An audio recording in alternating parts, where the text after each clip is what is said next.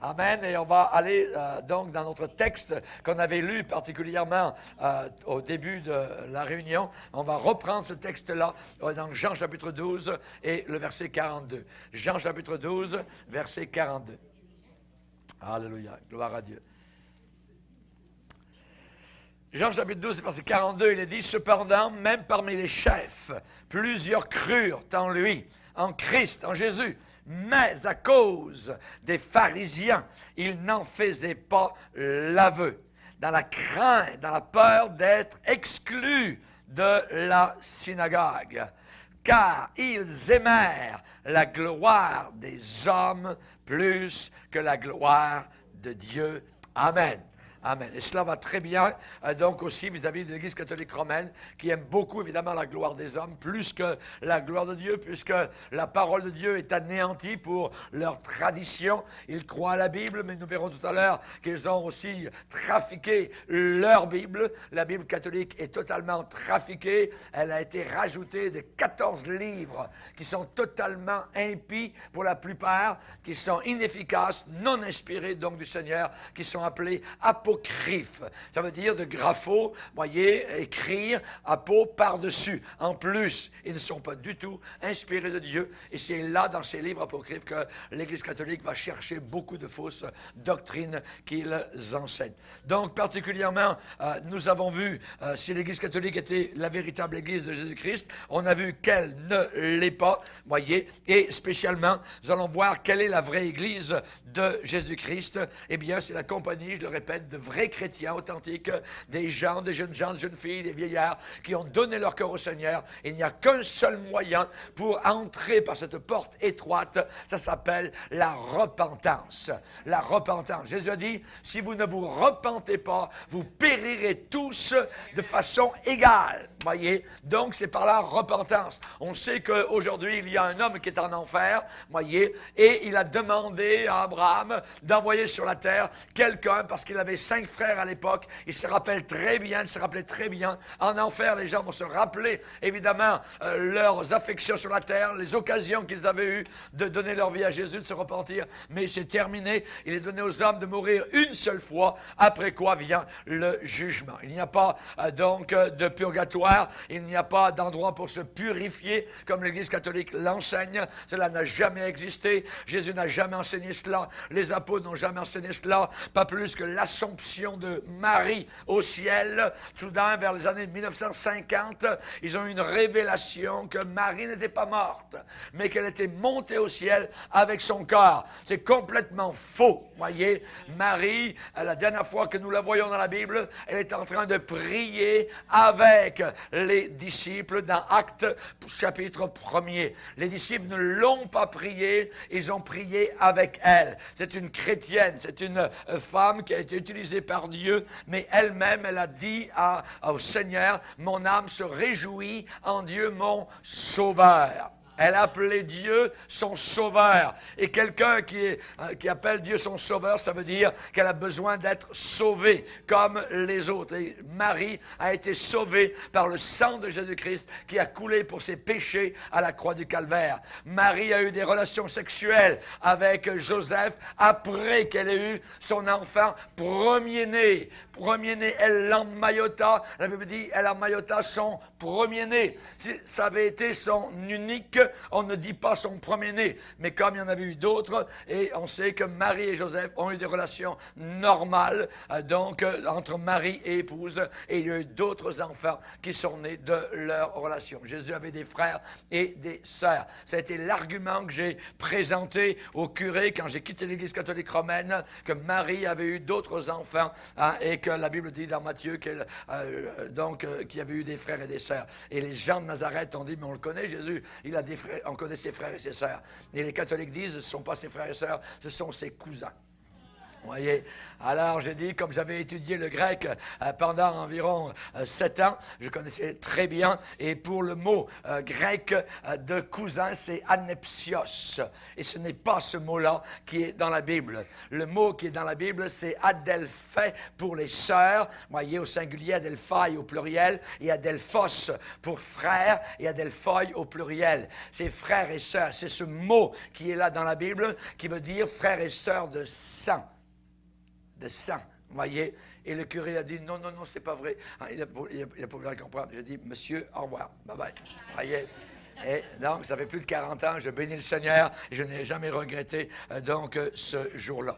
Et je me rappelle le verset que j'avais donc utilisé dans Matthieu, où il est dit que Joseph s'étant réveillé, fit ce que l'ange du Seigneur lui avait ordonné, il prit sa femme avec lui, mais il ne la connut point jusqu'à ce qu'elle lui enfanté un fils auquel il donna le nom de Jésus. Ce mot « connaître » veut dire avoir des relations sexuelles. Dans Genèse, chapitre 4, il est dit Adam connut Ève, sa femme, elle enfanta.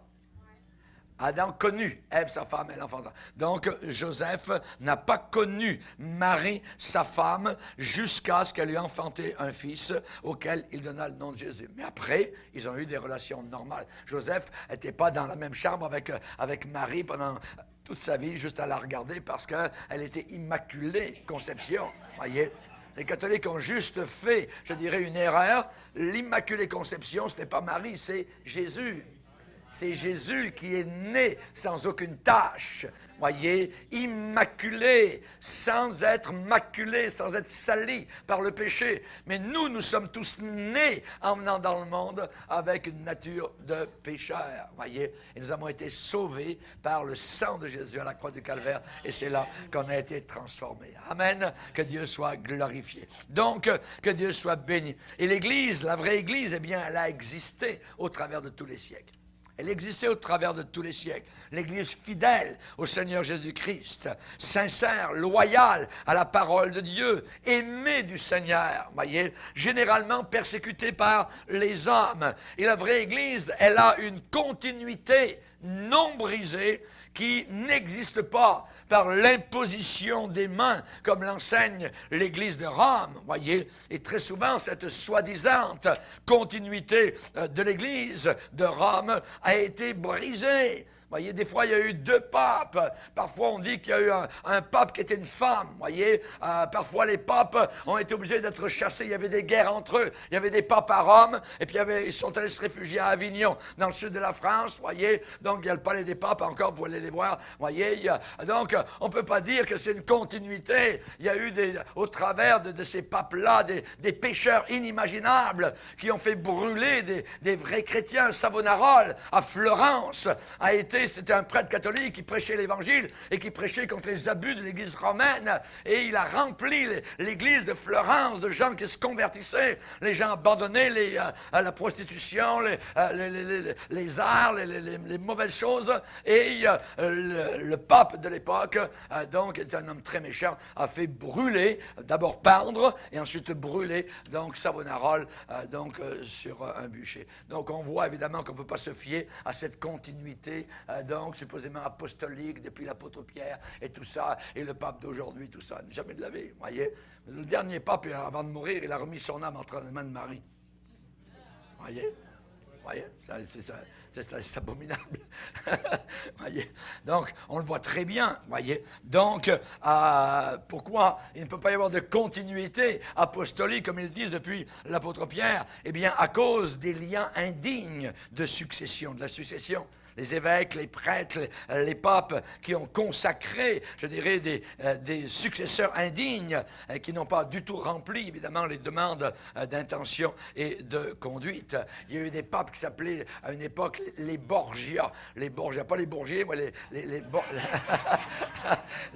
Borgia. Et c'était des gens vraiment dégoûtants au point de vue, impudicité. C'était abominable, c'était connu, tout ça, vous voyez. Par exemple, dans dans le sud de la France, quand on dit sur le pont d'Avignon, on y danse, on y danse. D'un côté, il y avait le palais des papes, hein, et il y a le Rhône qui passe au travers, et de l'autre côté, il y avait le monastère donc des sœurs catholiques. Et sur, évidemment, donc le pont, on y danse, c'était les curés avec les bonnes femmes, avec les nonnes, ainsi de suite, voyez. Et ensuite, évidemment, il y a tout ce qui pouvait arriver comme sexualité, comme tout caché, voyez, dans les fonds, au travers de toutes les cellules et les pièces de ces bâtiments de pierre qui ont caché, si les pierres pouvaient parler, voyez, ils crieraient au monde, voyez, ce que je suis en train de vous dire aujourd'hui. Donc, évidemment, au contraire, je dirais, la continuité de la vraie Église de Jésus-Christ, elle porte la marque du Saint-Esprit, nous donnant la même foi, le même courage, voyez, la même confiance que dans ces fidèles martyrs, voyez, de tous les siècles, qui ont préféré la mort que de renier le Seigneur Jésus-Christ. La vraie Église, la véritable Église, a porté une variété de noms au travers des années, mais aux yeux de Dieu, elle est faite, elle est composée des fils et des filles de Dieu qui sont nés de nouveau. Jésus a bien dit, rappelez-vous, à Nicodème, un homme religieux qui était perdu, voyez, s'il ne se repentait pas de ses péchés, Jésus a dit à Nicodème, si un homme ne naît pas une deuxième fois, il ne peut pas entrer au ciel. Il n'a pas le pouvoir d'entrer.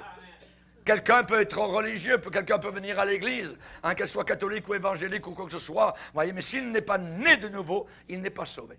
Il n'est pas sauvé. Voyez? Donc, c'est pas moi qui le dis, c'est le Seigneur dans Jean chapitre 3. Voyez? Et donc, ces fils et ces filles de Dieu qu'ils sont devenus, puisque la Bible dit à tous ceux qui l'ont reçu, à ceux qui croient en son nom, il a donné le pouvoir de devenir ce qui n'était pas auparavant. Voyez? On n'était pas des enfants de Dieu, on n'était pas des enfants de cœur avant, on était des enfants du diable. Voyez? C'est ce que nous étions auparavant. Voyez? Mais nous sommes devenus enfants de Dieu. Quand le pape s'en va dans un stade dans le monde et qu'il dit « Vous êtes tous des enfants de Dieu », tout ça. Jamais de la vie, c'est pas vrai. C'est tous des créatures de Dieu. Mais ce n'est pas tous des enfants de Dieu. Mais aux yeux, évidemment, du pape, sont tous des catholiques qui ont reçu 3 gouttes d'eau quand ils étaient bébés. Et les gouttes d'eau les ont fait donc enfants de l'Église catholique. Oui, mais pas enfants du Seigneur. Hein.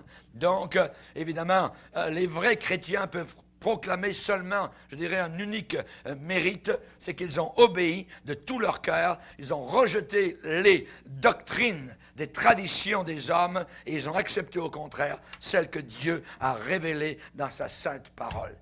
Nous sommes attachés donc à la parole de Dieu. Je me rappellerai toujours un des oncles d'André qui était catholique et mon beau-père essayait de lui parler tout le temps parce qu'il travaillait dans le même endroit et il ne voulait jamais rester. Nous, on est catholique romain, c'est la vraie église, et de suite. Mais un jour, il a eu le cancer. Il s'est retrouvé donc à l'hôpital à Québec. Et juste quelques temps avant de mourir, il a plié et il a accepté le Seigneur. Et on allait le visiter à cette époque-là, de temps en temps, donc à l'Hôtel Dieu à Québec. Et il nous a raconté que le curé était passé donc, pour donner l'Eucharistie, tout ça. Hein, et lui, il a simplement dit non, regardez, moi j'ai ma messe qui est là dans le tiroir. Vous voyez, il a regardé, c'était une Bible qui était là. Donc, à la fin de sa vie, donc, le monsieur avait accepté le Seigneur. Merci Seigneur. Amen. Que Dieu soit glorifié. Les chrétiens du premier siècle, vous voyez, étaient des croyants en Jésus-Christ. Ils n'ont jamais prié Marie. Ils n'ont jamais prié les morts, voyez. Ils n'ont jamais cru à un purgatoire. Ils n'ont jamais cru à l'Assomption de Marie au ciel. Jamais les croyants du premier siècle croyaient des choses semblables, voyez.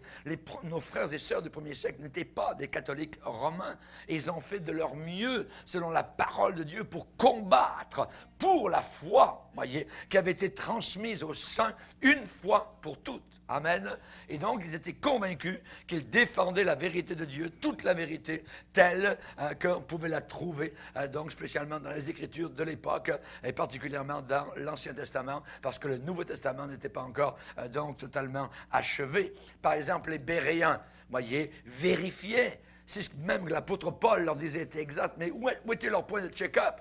Où était le point de vérification? Les Écritures, voyez. Ils ne sont pas allés voir dans la tradition d'un pape ou quoi que ce soit. C'était les Écritures qui étaient le point toujours de vérification. Il y a une parole que Jésus a dite, et il a dit « L'Écriture ne peut pas être anéantie ».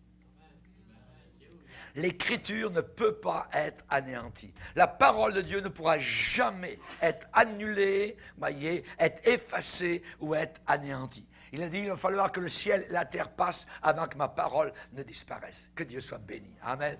Et elle ne disparaîtra jamais. Que Dieu soit béni. Donc on voit que les premiers chrétiens allaient vers la parole de Dieu comme leur seule source d'autorité religieuse.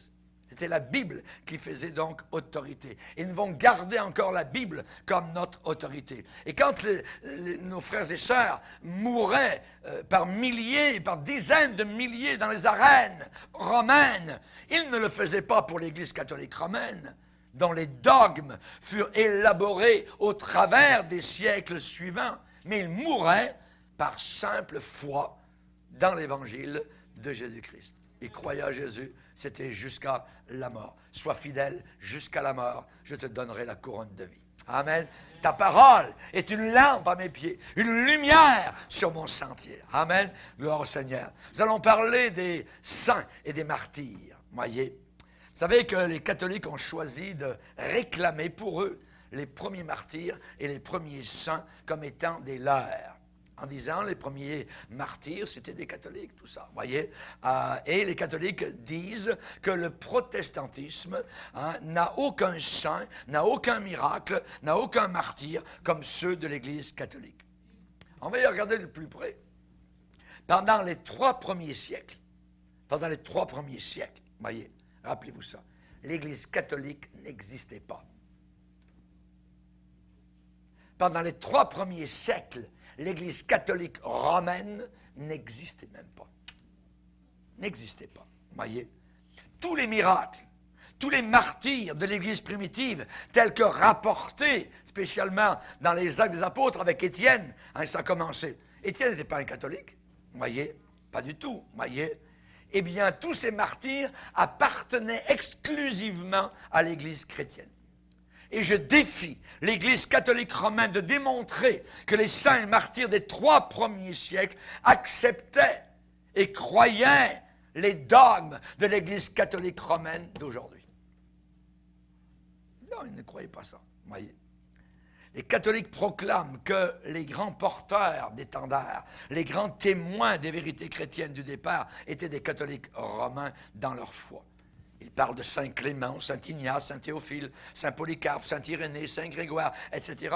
J'aimerais vous dire qu'ils ne l'étaient pas. Ils ne l'étaient pas. Ils n'avaient aucune ressemblance et aucun lien avec ce qui est connu maintenant comme catholique romain. Leur foi à ces gens-là, Clément, Ignace, Polycarpe, Irénée, tout ça, leur foi était selon les Écritures du Nouveau Testament. Et qui n'a, je le répète, aucune association avec les dogmes catholiques romains d'aujourd'hui. L'Église primitive ne faisait aucune statue de saint. Voyez? L'Église primitive de la Bible, voyez, ne faisait aucune statue de saint. La Bible dit, leurs statues ont des yeux, ne voient pas, des oreilles n'entendent pas, il faut les porter, ainsi de suite. Voyez. Ensuite, Isaïe va nous parler d'un gars dans Isaïe 44 qui s'en va dans son champ et puis il va couper un beau pain, tout ça. Et puis, il en coupe un peu, je dirais, pour faire cuire son beau steak, voyez. Il le met dans le poêle. Et puis, avec le même arbre, là, avec sa hache, il en fait une statue, des yeux, des oreilles, tout ça. Puis ensuite, il se met à genoux, voyez, devant le même bois, tout ça, puis il lui parle. Voyez, puis il demande des choses. C'est ce que les catholiques romains font. Voyez, à Lourdes, à Sainte-Anne, tous les lieux de pèlerinage. Voyez, la Bible déclare, c'est bien écrit. Et dans Exode 20, le 2e commandement, tu ne te prosterneras pas, tu ne feras pas aucune statue. Voyez, pour adorer, pour prier, pour parler à un morceau de pierre, à un morceau de plâtre, à un morceau de bois, voyez, qui a une forme de femme, qui a une forme ou d'homme, ainsi de suite, voyez. Tout ça, c'est zéro, c'est de l'idolâtrie. C'est de l'idolâtrie, c'est condamné dans la parole du Seigneur, voyez. Je vais vous lire, par exemple, dans Psaume 115. Psaume 115. Verset 4.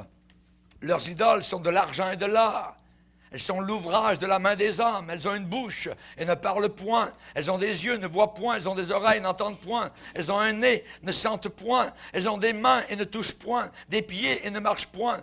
elles ne produisent aucun son dans leur gosier. Ils leur ressemblent, ceux qui les fabriquent, tous ceux qui se confient en elles. Israël, confie-toi en l'Éternel. Amen. Gloire au Seigneur. Donc, c'est dans le Seigneur, alléluia, que nous devons vraiment nous en tenir et nous confier. Donc, on voit que les premiers chrétiens ne s'agenouillaient pas devant de telles idoles tout en priant. Il n'y a aucun indice dans la parole de Dieu où les premiers chrétiens priaient la Vierge Marie. Rien, aucun indice, voyez. Et on ne peut pas imaginer que dans toutes les épîtres, l'apôtre Paul est oublié de nous dire de prier Marie, voyez. Non, parce qu'il ne faut pas la prier, c'est tout, voyez. Et on ne prie pas les morts, elle est morte. Et la Bible interdit de prier les morts. Hein? Donc on ne voit aucun endroit où on voit aussi que les premiers chrétiens confessaient leurs péchés à un prêtre. Aucun endroit. Les premiers chrétiens ne faisaient pas baptiser leur bébé. Ouais, aucun endroit. Il n'y avait aucune messe qui était offerte pour les morts. Hein? L'apôtre Pierre, à la Pentecôte, devant la foule, n'a pas dit « Bien maintenant, venez, je serai à la messe là-bas, à tel endroit, à Jérusalem. » Et les premiers apôtres ne disaient pas la messe tous les matins, et c'est tout, c'est jamais de la vie. La messe est la pire abomination qui existe sur la terre. La messe est un blasphème. C'est un blasphème, c'est blasphémer Dieu. Pourquoi? Parce qu'à la messe, c'est le renouvellement du sacrifice de Jésus à la croix. Et le vin devient du sang. Et l'hostie devient le corps de Christ. Imaginez. C'est de la magie. L'Église catholique est la seule à créer Dieu. La seule à créer le Créateur. Oui, au début de la messe, vous avez une hostie. Mais là, à un moment donné, la magie arrive et ce n'est plus une hostie, c'est... Voici l'agneau de Dieu qui ôte le péché du monde. Ah! C'est ça l'agneau? C'est ça l'agneau de Dieu? Voyez? C'est du mensonge directement. Du mensonge, voyez? Quand vous voyez le pape, les évêques, ainsi de suite, qui racontent ça, c'est abominable. C'est une abomination, littéralement. Pourquoi? Parce que Christ a fait son sacrifice une seule fois. Une seule fois. Alléluia. Et c'est un sacrifice à ne jamais être refait. Jésus a souffert une seule fois. Et sur les autels des églises catholiques de la terre, on refait, ils le disent. C'est le sacrifice qui est refait fois après fois au travers du sacrifice de la messe. Sacrifice de la messe. Oui. Le sacrifice de Jésus a été suffisant. Son sang coulé une fois pour toutes. Vous relirez Épître aux Hébreux, chapitre 10, voyez. Nous avons là, amen, comment la messe catholique est une abomination aux yeux du Seigneur Jésus-Christ. Il n'y avait aucune messe offerte pour les morts. Les sœurs chrétiennes étaient des mères de famille et non pas des nonnes. Voyez, on leur interdit de se marier. Les prêtres, voyez, n'ont pas de femmes. Ils ont des concubines, voyez, ou ils ont d'autres hommes parce que beaucoup sont homosexuels. C'est abominable. La Bible parle d'elle comme de l'impudicité. Par exemple, l'apôtre Pierre était marié puisqu'il avait une belle-mère. Jésus a guéri la belle-mère de l'apôtre Pierre qui était remplie de fièvre, nous dit Matthieu, chapitre 8. Ouais. Ensuite, on voit, par exemple, dans 1 Corinthiens 9, verset 5, où Paul va dire, n'avons-nous pas le droit, comme Céphas, c'est-à-dire Pierre, d'emmener une sœur avec nous dans les voyages d'évangélisation, une sœur qui soit notre femme. Vous voyez, les prêtres n'ont pas de femme. Le pape leur interdit. Voyez. Et nous voyons particulièrement que pour être évêque, il faut avoir été mari d'une seule femme. C'est écrit dans Timothée. Ouais. Et nous voyons que cela, évidemment, est passé complètement de côté par l'Église catholique. Voyez. Et on sait que les démons enseignent. Dans 1 Timothée chapitre 4, l'Esprit dit expressément que dans les derniers jours, plusieurs abandonneront la foi pour s'attacher à des esprits séducteurs, prescrivant de ne pas se marier. Beaucoup de catholiques québécois qui avaient entre leurs mains la parole de Dieu ont lu ça, 1 Timothée 4, et ont vu là l'Église catholique romaine, interdisant de manger certains aliments qui doivent être pris avec action de grâce parce que tout ce que Dieu a créé est bon pour vous qu'on le prenne avec remerciement et prière, voyez, et prescrivant de ne pas se marier. Voyez, un curé, il ne peut pas se marier. Il y a des sœurs qui sont sorties de ces monastères abominables parce qu'elles ne pouvaient pas vivre ça. Et certains hommes ne peuvent pas vivre ce célibat. Alors ça les pousse vers de l'impudicité, littéralement. Mais c'est imposé par Rome comme une chape de fer, un joug de fer sur eux. C'est abominable, voyez. On voit que les premiers chrétiens n'achetaient pas ni ne vendaient pas des indulgences. Et le pape, en l'an 2000 encore, a donné un paquet d'indulgences à ceux qui faisaient le voyage à Rome. Voyez. Tetzel, un moine catholique, traversait les villages de l'Europe et il rassemblait les foules. Et il disait devant les foules, le moment où votre pièce d'argent tombe dans le panier, les âmes de vos bien-aimés qui sont dans le purgatoire vont directement au paradis. L'argent était ramassé par milliers et milliers. Pour faire quoi? Pour construire la basilique de Saint-Pierre de Rome. Vous voyez cette belle basilique? Elle a été construite sur des siècles avec l'argent. L'argent, je dirais, volé directement de la poche des gens qui ont cru des mensonges. Luther s'est levé. Les réformateurs ont vu ça, sont levés contre ça. N'en croyez pas un traître mot, voyez. On voyait que les premiers chrétiens n'avaient pas de chapelet. Ils ne croyaient pas dans l'Immaculée Conception, dans l'Assomption de Marie. Il n'y avait aucun indice que l'évêque de Rome était infaillible, puisque l'apôtre Pierre a été repris par l'apôtre Paul. Voyez. Il n'était pas infaillible. Le pauvre Pierre, imaginez, voyez, chuté littéralement, voyez. Et il n'a jamais voulu être au-dessus des autres. Voyez, jamais voulu être le pape. L'Église catholique dit que c'est le premier pape, il était le premier partout, c'était reconnu parmi les apôtres. C'est pas vrai du tout. Même dans son épître, voyez, il va dire, voici les exhortations que j'adresse aux anciens qui sont parmi vous, moi ancien comme eux. Voyez, moi ancien comme eux, moi pasteur comme eux.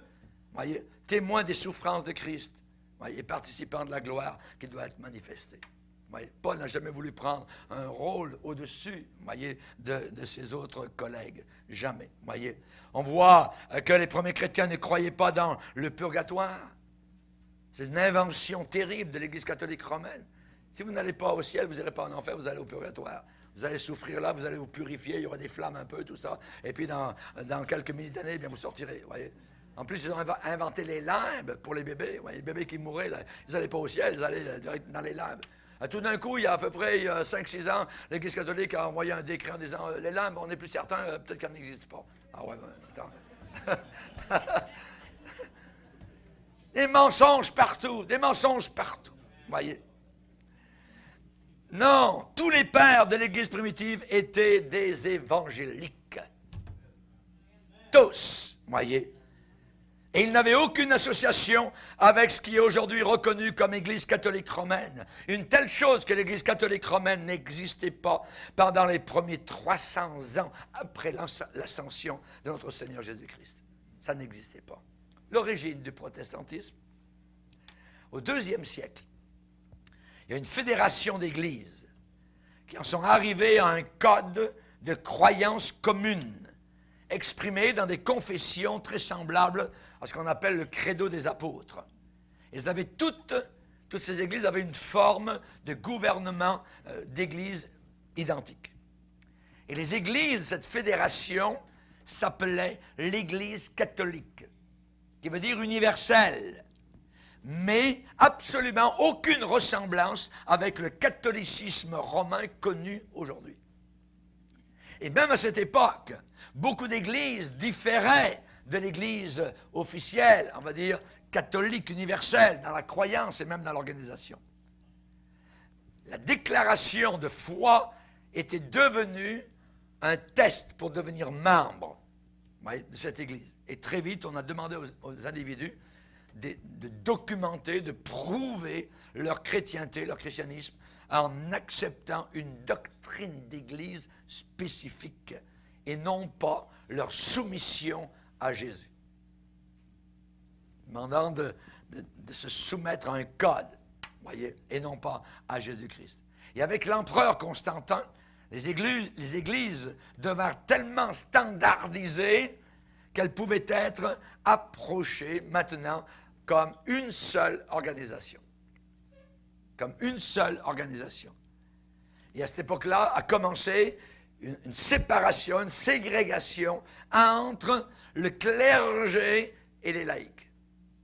Entre le clergé et les laïcs, qui étaient inconnus du temps des apôtres. Voyez? Et ça s'est développé. Soudain, il y a eu des évêques, il y a eu des diacres, qui ont été élevés au-dessus, nettement au-dessus des membres, des simples membres d'église ordinaire. Donc, c'était une hiérarchie. Et Dieu a déclaré qu'il n'y aurait pas de hiérarchie dans son Église. Oui, il y a des pasteurs, mais on n'est pas au-dessus, on est des chrétiens, probablement comme les autres, appointés pour un service, mais on n'est pas, comme aujourd'hui dans certaines dénominations, où si le surintendant envoie une lettre, c'est Dieu qui vient de parler. Vous voyez? Il n'y a pas seulement le pape, il y a les papes et les sous-papes. Vous voyez? Et s'il parle, alors c'est Dieu qui vient de parler. Vous voyez? Il faut vraiment vérifier. Vraiment vérifier, voyez. Donc, la connotation ensuite de sacrifice a commencé à être liée à la Sainte Seine. A commencé à devenir un sacrifice. La Sainte Seine n'était plus un temps de réjouissance où le pain reste du vin, où le vin reste du vin, et où on se rappelle, on se souvient que ce que Christ donc, a fait sur la croix de Calvaire. Non, on a commencé à faire une connotation avec un sacrifice. Voyez, un sacrifice avec la Sainte Seine. Et le clergé a commencé à se faire appeler prêtre. Prêtre, voyez. Et l'office d'évêque, à l'origine c'est un pasteur, évêque en grec c'est épiscopos, qui veut dire donc pasteur, celui qui supervise, qui dirige, qui aide. Eh bien l'office d'évêque a commencé à être élevé, magnifié graduellement, jusqu'au point où les évêques, eh bien, ont été convaincus qu'ils avaient l'autorité pour établir la doctrine. C'est eux qui ont commencé à établir la doctrine. Donc on a eu de nouvelles révélations. Le mysticisme a commencé. J'ai vu ci, Marie m'est apparue, un tel, là, Dieu m'a dit, ainsi de suite. Ça, c'est très dangereux. Et on voit cela arriver à l'intérieur de l'Église, aujourd'hui, l'Église évangélique. Pentecôtiste, tout ça. Ça, c'est dangereux. Le mysticisme. Dieu m'a dit, Dieu m'a montré, j'ai eu un rêve, j'aurai une vision. Ça, oui, il peut y avoir des rêves, mais on doit vraiment faire attention. Que tout passe au tamis des Écritures. Que tout passe au tamis des Écritures. Voyez? Si vous avez un ange qui vous apparaît et qui vous dit, bien, malgré ce que tu as appris dans le passé, tout ça, il y a, moi je viens de l'au-delà, j'habite dans le ciel, et vous êtes là dans votre chambre, tout ça, il y a un gars qui se tient à 5 pieds au-dessus de votre chambre, tout ça, c'est lumineux, c'est un être merveilleux, tout ça, et il vous dit, contrairement à ce que tu as appris, bien, dans l'au-delà, il y a une deuxième chance. Vous voyez, c'est arrivé ça. C'est arrivé. Un pasteur a vu ça et il dit que l'ange était au-dessus, il flottait. Même son chien il n'a même pas rien dit à tout ça. Et cet ange lui a dit qu'il y avait une deuxième chance, qu'après la mort, c'était pas terminé. Si quelqu'un ne s'était pas repenti avant, ben, dans l'au-delà, il pouvait se repentir. Aïe, aïe, aïe, aïe, aïe. Faux prophète, voyez. Un ange du diable, ange de lumière, voyez. Ils vont faire très attention. Et là, l'Église catholique a commencé à avoir de nouvelles révélations mystiques. L'Église catholique est bâtie sur le mysticisme. C'est la raison pour laquelle des hommes s'enferment dans des monastères, quittent le monde, voyez, derrière des murs épais, voyez, derrière des murs supposément pour prier jour et nuit, voyez.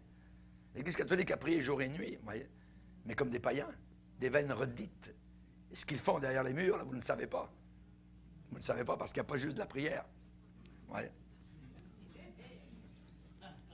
L'idée s'est développée graduellement que le clergé devait pratiquer le célibat. Ça a commencé à entrer, voyez. Ah bon, pour être plus proche de Dieu, il faut être célibataire. Il ne faut pas être marié. Vœu du célibat. C'est très pieux, mais c'est très dangereux, ouais, avec ce que nous voyons aujourd'hui. Et quand plusieurs églises furent établies dans une seule ville, on pensa qu'elles devaient être sous l'autorité d'un seul évêque. Et naturellement, les évêques d'une plus grande ville, eh bien, ont assumé un plus grand rôle que ceux qui étaient dans des diocèses plus petits. Au 5e siècle, Augustin, a promulgué sa doctrine sur la nature de l'Église catholique. Il a été accepté en général.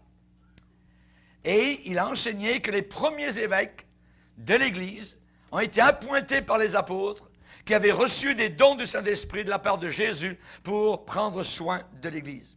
Et ceux-là, à leur tour, ont passé cela à leurs successeurs. Et ça a été les premiers évêques.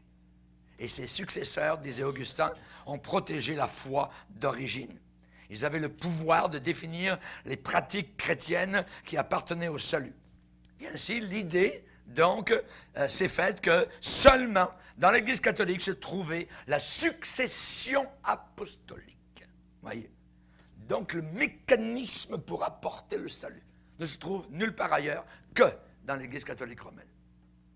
C'est terrible, c'est faux. Et Augustin n'a pas été le premier à enseigner cela, mais il a travaillé, lui, beaucoup pour que cela soit accepté.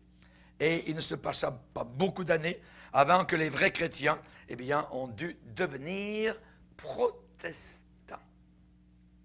Ont dû protester contre l'erreur. Voyez, ils étaient protestants car ils protestaient contre des domaines qui commençaient à pervertir les soi-disant grandes églises du christianisme.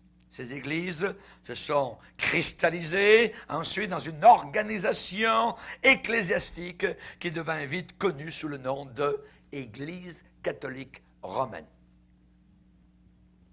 Martin Luther n'a pas été le premier protestant de l'Église chrétienne. Il y en a eu un grand nombre dans tous les siècles. Il y a eu des protestants dans tous les siècles. Il y en a eu au 1er siècle, au 2e, au 3e siècle. Vous voyez, l'Église, déjà au 1er siècle, a été attaquée par des témoins de Jéhovah. Mais on ne les appelait pas témoins de Jéhovah à l'époque. Des gens comme, je pense que c'était Origène qui a commencé à dire que Jésus-Christ n'était pas Dieu en chair. Ouais. Donc, déjà, dès le début, il a fallu se battre. Le diable n'attend pas. Il faut vraiment que des gens se lèvent. Et ils se sont levés à cette époque pour protester. Au 4e, au 5e siècle, les vrais chrétiens ont dû protester contre les indulgences, contre la douceur, la clémence de certains évêques, surtout ceux de Rome, avec leur fameuse hiérarchie totalement corrompue. Un de ces premiers protestataires, voyez, un de ces premiers protestants s'appelait Hippolyte. Hippolyte, au 3e siècle, a protesté que Calixte, voyez, évêque de Rome, avait rempli l'Église d'adultères, de meurtriers, d'escrocs, de voleurs, et qu'il les avait admis sans aucun changement de cœur et de vie à l'intérieur de l'Église. Lui, il s'est donc levé contre ça, Hippolyte, contre Calixte, voyez. Les Donatiens, ensuite, ont protesté contre l'introduction de l'erreur dans l'Église. Les Donatiens ont essayé de former des églises qui retourneraient à la vérité de la parole de Dieu. Vous voyez? Et Donat, donc, en l'an 272, était évêque de Casanigra, donc c'était dans l'Afrique du Nord. Et il s'est battu pour cela. Donc, ces gens-là, évidemment, ont souffert de terribles persécutions alors qu'ils se sont séparés de l'Église organisée. Ensuite, au 7e siècle, il y a eu les Pauliniens, voyez, qui ont soutenu que les écrits de Paul étaient le critère pour guider le christianisme. Et ces gens-là, évidemment, donc, ont une très grande influence et ils ont combattu désespérément contre des coutumes païennes qui étaient à l'intérieur de l'Église. Donc, les fausses doctrines qui s'infiltraient à l'intérieur de l'Église, s'infiltraient à l'intérieur de l'Église catholique romaine. Ils ont dû en sortir, voyez.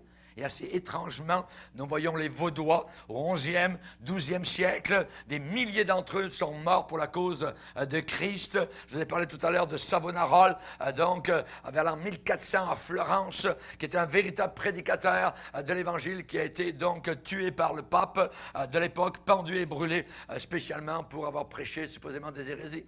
Jean Hus, spécialement, donc, dans les pays de l'Est, aujourd'hui, eh bien, c'est un homme qui s'est levé, c'était un prêtre catholique, c'était un dirigeant d'une université catholique. En lisant la parole de Dieu, il a vu que le salut n'était pas par les œuvres. Et il a prêché dans son église. On a fermé son église. Et finalement, on l'a mis devant des conseils de papes, d'évêques, ainsi de suite. Il n'a jamais renié. On lui a mis un bonnet de pape, un bonnet d'âne sur la tête. Et on l'a emmené donc au bûcher pour le brûler. Jean Hus, voyez, un homme de Dieu, à Béziers, en France, du temps de l'Inquisition. Ils ont rempli l'église de gens, voyez, et les prêtres de l'époque ont dit, brûlez-les tous. Dieu saura les reconnaître, il reconnaîtra les siens. Brûlez-les tous. Il y a eu beaucoup de chrétiens qui sont morts comme cela. Les anabaptistes, voyez, ont rebaptisé, donc le vrai baptême après avoir été sauvés. Ils ont rebaptisé des centaines de milliers qui avaient été baptisés bébés, avec le faux espoir que l'eau du baptême de bébé apportait leur salut d'une façon ou d'une autre, voyez. Les anabaptistes étaient vraiment vigilants, remplis du Saint-Esprit. Plus tard, il y a eu les Ménonites, il y a eu les frères de Plymouth, voyez. Et je dirais que même si on a simplement gratté la surface, il y a eu des millions qui, au travers des siècles, ont combattu pour la foi transmise aux saints une fois pour toutes. Et je pense qu'on a présenté assez de faits, donc, aujourd'hui, pour désapprouver l'idée catholique que c'est Martin Luther qui a été le père de l'Église évangélique. C'est pas lui, pas du tout, voyez. Donc, la formation de l'Église évangélique a été une bataille dès le début. Dès le début. L'Église de Christ est une Église évangélique. L'Église catholique est une Église apostate, prostituée, voyez, prostituée. Chers amis, aujourd'hui, même si l'Église catholique se gonfle, s'enfle, voyez, elle n'est qu'une ombre de sa puissance première. Si vous vous rappelez juste au Québec, voyez, il n'y a pas tellement longtemps, des foules entières ont été catholiques. Avec les présentoirs, avec les prix Dieu, avec tous les soirs, le chapelet à la radio, ainsi de suite. Rappelez-vous, tout le monde, il y avait des fêtes religieuses immenses. Et le curé qui passait dans les maisons, et si la mère n'était pas enceinte, elle allait perdre son salut. Voyez. Il se servait d'une phrase de la Bible en la tordant. La femme sera sauvée en donnant naissance. Imaginez. Ouais, mais ça ne veut pas dire qu'elle sera sauvée en donnant naissance, mais elle donnera naissance. Son rôle est d'être mère, voyez. Mais ce n'est pas ça qui sauve. Ce qui sauve, c'est le sang, c'est la croix du calvaire. C'est la raison pour laquelle, au Québec, il y a eu pendant une époque des familles de 13 enfants, de 16 enfants. Au Nouveau-Brunswick, on a vu 18, 19 enfants. Voyez, les mères voulaient gagner leur salut. C'était des martyrs, ces mamans. Ça a été terrible, voyez. Et chaque année, le curé passait. « Monsieur, est-ce que votre femme est enceinte? » Mon beau-père disait, mais le curé couchait entre moi et ma femme. Voyez. C'est terrible. Voyez. C'est tout des mensonges. Mais c'est l'Église catholique. Et ici, pendant 400 ans, le Québec était sous la férule de l'Église catholique romaine.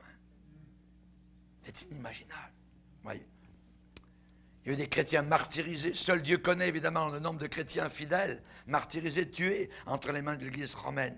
Mais il suffit de tourner les pages de l'histoire pour en être convaincu. Par exemple, juste pour vous dire un exemple, un de ceux qui travaillent beaucoup aujourd'hui à l'écuménisme s'appelle un homme qui a renié sa foi, qui s'appelle Billy Graham. C'est un homme qui a renié sa foi. Il a déclaré ouvertement devant le monde que même les musulmans pouvaient être sauvés, même s'ils ne connaissent pas Jésus-Christ comme sauveur. C'est officiel, c'est documenté, il le dit, il le déclare. Cet homme a été acheté par l'Église catholique romaine. L'Église catholique romaine a vu cet homme comme étant une menace. Au début, il a prêché l'Évangile, c'était très bien. À un moment donné, le pape est venu vers lui, il a pris par le collet, il a dit « Billy, on est frères. » Et Billy Graham de dire « J'ai été tellement touché. J'étais tellement touché. J'ai de meilleurs amis dans l'Église catholique romaine que parmi les protestants. » Et évidemment, quand nous allons dans ce domaine-là, alors on peut évidemment se poser des questions. Ce qu'un homme a été dans le passé, c'est très bien, mais qu'est-ce qu'il est aujourd'hui? Qu'est-ce qu'il est aujourd'hui? Peut-on le classer parmi les faux prophètes? Exact. Exact. C'est bien dommage, mais quelqu'un qui dit que ce n'est plus seulement Jésus-Christ, alors que la Bible dit, Jésus a dit, nul ne vient au Père que par moi. Et un homme supposé de Dieu qui déclare, il y a d'autres chemins, on ne peut pas accepter. C'est inacceptable. C'est inacceptable aux yeux du Seigneur. Un jour, je parle devant vous, un jour je devrais rendre compte devant le Sauveur de gloire. Et je dois dire la vérité. Je ne raconte pas des mensonges, je ne veux pas raconter des mensonges. C'est la vérité. Chers amis, durant l'Inquisition papale, des multitudes de croyants ont disparu.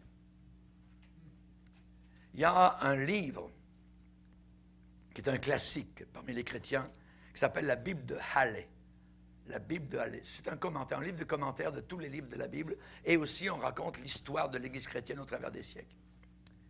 L'organisation de Billy Graham a repris ce livre pour l'imprimer eux-mêmes.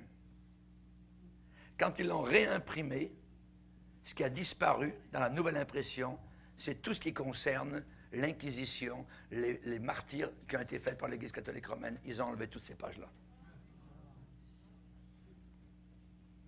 Durant l'Inquisition papale, des multitudes de croyants ont disparu.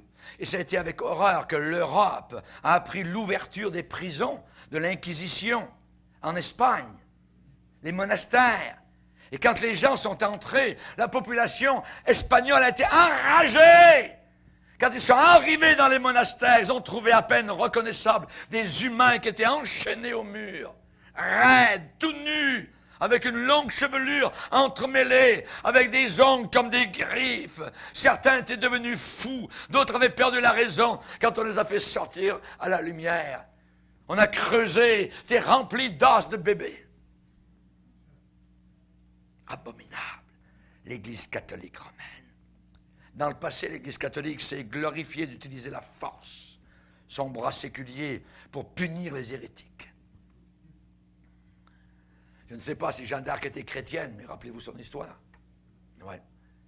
Rappelez-vous, le 24 août 1572, c'était la Saint-Barthélemy en France. À Paris, à 2 heures du matin, les cloches de l'église de Saint-Germain-l'Auxerrois, qui est juste à côté de la Seine à Paris. Vous pouvez la visiter. Les cloches de cette église sont mises à sonner à 2 heures du matin. C'était le signal de Catherine de Médicis, mère de Charles IX, appuyée par toute l'église catholique romaine. C'était le signal « Mort aux Huguenots! Mort aux Huguenots !» Et Paris a coulé du sang de chrétiens. Savez-vous en une nuit combien sont morts? 75 000. 75 000 chrétiens qui chérissaient la parole de Dieu. Ici, nous avons un document qui a été fait par l'Église évangélique de France, la traversée du désert. Dans ce film, nous voyons comment les chrétiens ont été persécutés simplement parce qu'ils avaient une Bible à la maison. Si vous assistiez à une réunion et que des soldats de Louis XIV arrivaient, vous étiez emmenés dans des prisons sans jamais revenir ou tués ou emmenés aux galères. Il y a une tour dans le sud de la France, à Aigues-Mortes, où une femme appelée Marie Durand a été enfermée pendant plus de 30 ans. Les curés venaient la voir régulièrement pour apporter l'Eucharistie, le Jésus et tout ça. Elle n'a jamais voulu plier devant l'Église romaine. Jamais. C'est elle qui a encouragé ces femmes chrétiennes qui étaient là. Les murs sont remplis de psaumes. Et il y avait sur la margelle du puits de lumière au milieu un mot qui a été écrit dans la pierre. Un seul, par Marie Durand. Résister. Résister. Et quand nous voyons aujourd'hui le mouvement évangélique qui retourne à Rome, nous disons, mais ça ne se peut pas. Comment allons-nous lever la tête devant ces gens là-haut qui sont morts? Parce qu'ils ne croyaient pas à la transsubstantiation, c'est-à-dire que dans l'Église, dans la messe, que l'hostie devient le corps réel de Christ et que la présence réelle de Christ à l'intérieur. Ils ne croyaient pas cela et que le vin devient du sang. Ils ne croyaient pas à cette doctrine fausse, diabolique, qui s'appelle la transsubstantiation. Et on les a emmenés à la mort à cause de cela. Et aujourd'hui, les chrétiens qui sont avec les catholiques, Évangélisation 2000, tout ça. On est tous ensemble, réunion œcuménique, tout ça. On ne parle pas de ce qu'on croit, on parle de ce qu'on aime, ça. C'est la grande prostituée. Que Dieu nous garde, que Dieu nous garde. Voyez, l'Église clandestine. Juste la lecture de la Bible, il y a une image dans ce film qui est assez merveilleuse. On trouve cela au musée du désert, dans le sud de la France, à Alès. Vous allez voir d'où nous venons. Il y en a qui se sont battus. On mourait à une époque en France pour avoir la Bible à la maison. Pour avoir la Bible à la maison. L'Église catholique ne voulait pas que la Bible soit connue. En 1627, il y a eu le siège de La Rochelle pour abattre les Huguenots. Les Huguenots, c'est des frères et sœurs qui aimaient le Seigneur, qui avait été sauvé. Et La Rochelle, sur le bord de l'Atlantique, était devenue la capitale du calvinisme. Et le cardinal de Richelieu, ici nous avons le Richelieu, voyez, c'était un tueur. C'est cardinal de Richelieu. Il a mis le siège sur La Rochelle pendant 14 mois, jusqu'à ce que les Huguenots abdiquent. C'est un homme de guerre. Jusqu'au temps où les nations ont commencé à se rebeller contre cela et n'ont plus voulu punir plus loin et réprimer les supposés hérétiques. L'Église romaine a changé, je dirais, de substance dans la plus grande partie des enseignements doctrinaux de Jésus-Christ. Elle les a changés. Ces enseignements qui étaient observés fidèlement par les premiers chrétiens. Quand un doute était posé, quand on ne savait pas où est-ce qu'on allait, vers la Bible, vers la parole de Dieu. La Bible dit que les premiers chrétiens, acte 2, persévéraient dans l'enseignement des apôtres. Les Béréens examinaient chaque jour les Écritures pour savoir si ce qu'on leur disait était exact. Jean 5, verset 39, « Sondez les Écritures », a dit Jésus. « Sondez les Écritures. Vous pensez avoir en elles la vie éternelle. » C'est dans les Écritures que se trouve la vie éternelle. Amen. Alléluia. Chers amis, il faut bien comprendre qu'aucune organisation ecclésiastique, qu'aucun individu n'a l'autorité de changer, même pas un seul trait de lettre, les enseignements de Jésus-Christ. L'évangile par lequel vous êtes sauvés, si vous le retenez tel quel, si vous le gardez. Les apôtres et les pères de l'Église seraient horrifiés aujourd'hui de voir les changements, évidemment, que l'Église catholique romaine a institués dans la parole de Dieu. Chers amis, les changements qui ont été faits par les catholiques n'ont aucune base dans la parole du Seigneur. L'ouverture du ciel par l'absolution du prêtre, l'ouverture du ciel par les sacrements, l'ouverture du ciel par l'Eucharistie, l'ouverture du ciel par l'extrême onction, l'ouverture du ciel par les indulgences, la prière pour les morts, condamnée dans la Bible. On ne parle pas aux morts, c'est de la nécromancie. Voyez? Combien de catholiques ont dit « Mon père m'est apparu au pied de mon lit, il est mort de quelque temps, et là il vient de m'apparaître, il m'a parlé, ainsi de suite. » Ils croient cela, c'est diabolique. C'est diabolique. Le purgatoire, voyez, l'adoration du Saint-Sacrement. Vous savez, cette chose comme les Incas, là, qui iront avec un soleil, avec des... puis au milieu, là, il y a la galette, voyez, puis il y a un pied, puis les gens adorent ça. Voyez, c'est abominable. C'est de l'idolâtrie totale. L'idolâtrie totalement, voyez. Et même si les cérémonies accomplies par les prêtres sont faites de bonne foi, c'est seulement des enseignements d'hommes. Ça n'a aucune valeur. Ça ne coïncide pas avec l'enseignement de Jésus. Tous les espoirs que l'Église catholique place dans ces choses-là pour être sauvée, c'est zéro. Je me rappellerai toujours cette dame au Nouveau-Brunswick qui était en train de mourir et qui avait sur son corps un crucifix en fer. Elle s'accrochait à ce crucifix. C'était son seul espoir, ce morceau de fer. Voyez, c'était ça. On essayait de lui parler de Jésus. On était avec mon épouse au pied de son lit. Non, rien n'y faisait. Mon épouse aussi un jour a été à l'hôpital à Edmundston, était malade et était dans une grande chambre où il y avait, je pense, à peu près une douzaine de malades. Et durant la nuit, il y avait une femme qui était là, avec autour de son cou des médailles. C'était rempli de médailles. Et elle est morte. Mon épouse a dit, elle a crié une partie de la nuit. Elle ne voulait pas mourir. Elle a crié comme quelqu'un de damné qui descend vers l'enfer, avec toutes ses médailles. Et au matin, c'était silencieux dans son lit. C'est terrible. L'Église catholique romaine est une église diabolique. Diabolique, totalement. Maudit soit l'homme qui place sa confiance dans l'homme. Voyez, la confiance dans son salut, ça c'est, je dirais, l'apanage du vrai chrétien. On a confiance totalement dans Jésus qui nous a sauvés à la croix du Calvaire. Alléluia. Amen. On voit cela dans le Nouveau Testament, on voit cela dans les écrits des premiers chrétiens. On n'a pas d'incertitude, on n'a pas de peur. Amen. La peur et l'incertitude, c'est l'apanage, la marque de toutes les fausses religions. On maintient les gens dans la peur. On maintient les gens jusqu'à la fin pour tirer, évidemment, le plus possible d'argent. Voyez, les leaders de ces fausses religions aiment garder leur gens dans une anxiété continuelle. Voyez, et ils récoltent en même temps un gain matériel maximum de leur service ecclésiastique. Combien de personnes ont donné leur argent, leur héritage à l'Église catholique romaine? Pourquoi? Pour gagner leur ciel. Oui. Les messes pour les morts, ça rapporte. Ça rapporte. Les messes pour les morts, on paye pour les messes pour les morts. Oui. La prédication de la croix est une folie pour ceux qui périssent. Mais pour nous qui sommes sauvés, c'est la puissance de Dieu. Alléluia. Nous savons que nous sommes passés de la mort à la vie parce que nous aimons les frères. Alléluia. C'est un signe. Jésus dit, malheur à vous, pharisiens hypocrites, parce que vous dévorez les maisons des veuves. Vous dévorez les maisons des veuves. Une veuve, elle est fragile. Et un homme de Dieu arrive avec une soutane, avec 1000 boutons de haut en bas. Voyez? Voyez? La dame va donner son chèque. Voyez?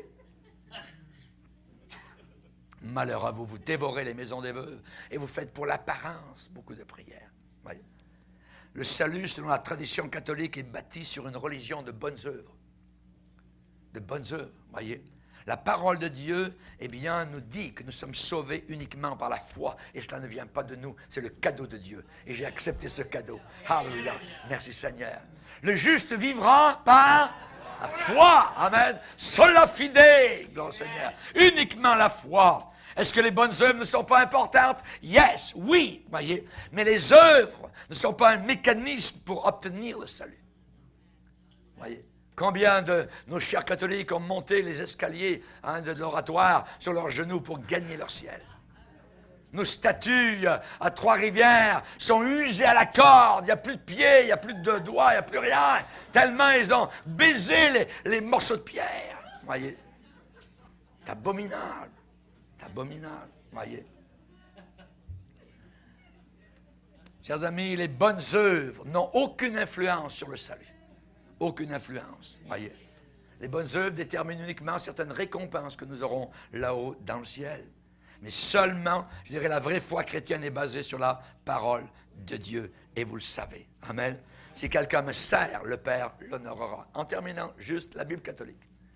En terminant la Bible catholique. La Bible catholique a 14 livres apocryphes. Voyez. Dans les Bibles catholiques, au milieu des 66 livres de la Bible, il y a un groupe de livres. 14, voyez, Belle et le dragon, Tobie, 1 et 2 Maccabée, Judith, Sagesse de Salomon, Ecclésiastique, Baruch, Cantique des Trois, Lettres de Jérémie, 3 Esdras, ensuite des rajouts au livre d'Esther et au livre de Daniel, et le livre de Suzanne. Apocrypha, en grec ça veut dire caché, secret, voyez. La date de ces livres est incertaine, voyez, on ne le sait pas. Et certains de ces livres ont été écrits quelques siècles avant Jésus-Christ, mais ils ne sont pas inspirés de Dieu, ils ne sont pas reconnus comme étant la parole de Dieu. Certains de ces livres, particulièrement le livre des Maccabées,